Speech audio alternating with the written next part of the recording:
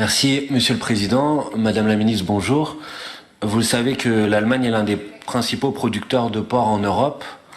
Votre pays compte plus d'1,8 million de truies, presque toutes encagées dans des espaces si restreints qu'ils sont même parfois illégaux au regard de la législation européenne. En réponse, vous venez de faire adopter en Allemagne une loi qui bannira d'ici 8 ans, dans la plupart des cas, l'usage des cages pour les truies.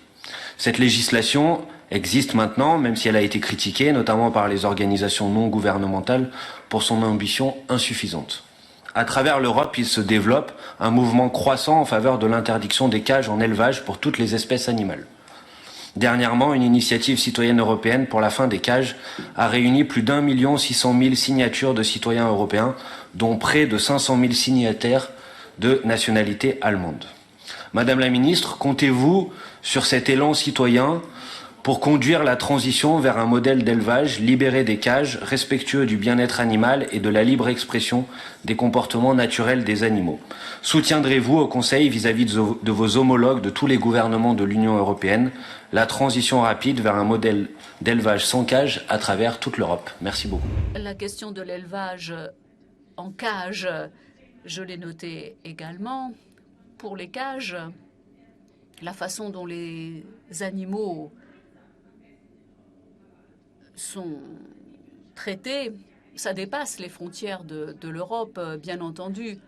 Je sais qu'il y a également des programmes de certains partis à l'échelle nationale qui sont très virulents sur ce sujet. Penser qu'une présidence à elle toute seule peut changer de fond en comble la situation, ce n'est pas très réaliste. Moi, je plaide en faveur de normes européennes générales pour le bien-être animal, de façon à ce que l'on n'exporte pas les questions de bien-être animal.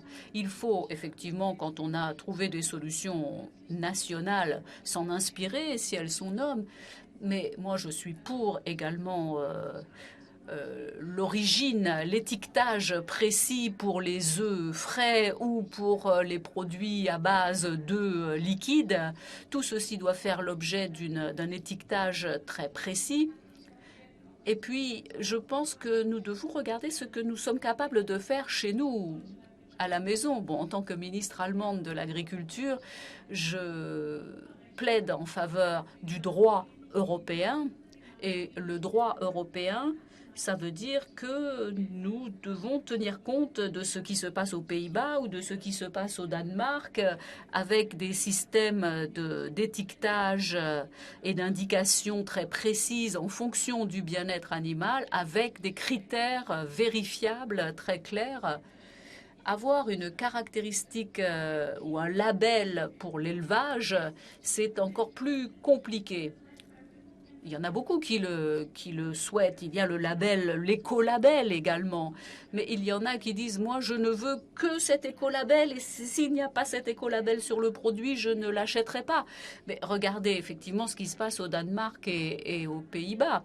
On se demande à ce moment-là, si le label existe, pourquoi les autres, si certains produits ont cet écolabel, pourquoi les autres ne l'ont pas? Et effectivement, ça entraîne immédiatement des conséquences. Et il ne faut pas que ce soit un élément de discrimination entre les États membres. C'est la raison pour laquelle moi je plaide en faveur d'un étiquetage européen, avec des critères européens. Bon, que ce soit obligatoire, évidemment, que ce soit un engagement contraignant, ce serait l'idéal. Mais pour ceux qui veulent, par exemple, des normes élevées de bien-être animal, il y a ceux qui sont également partisans d'un système sur une base volontaire pour ne pas remettre en question tout le secteur de l'élevage.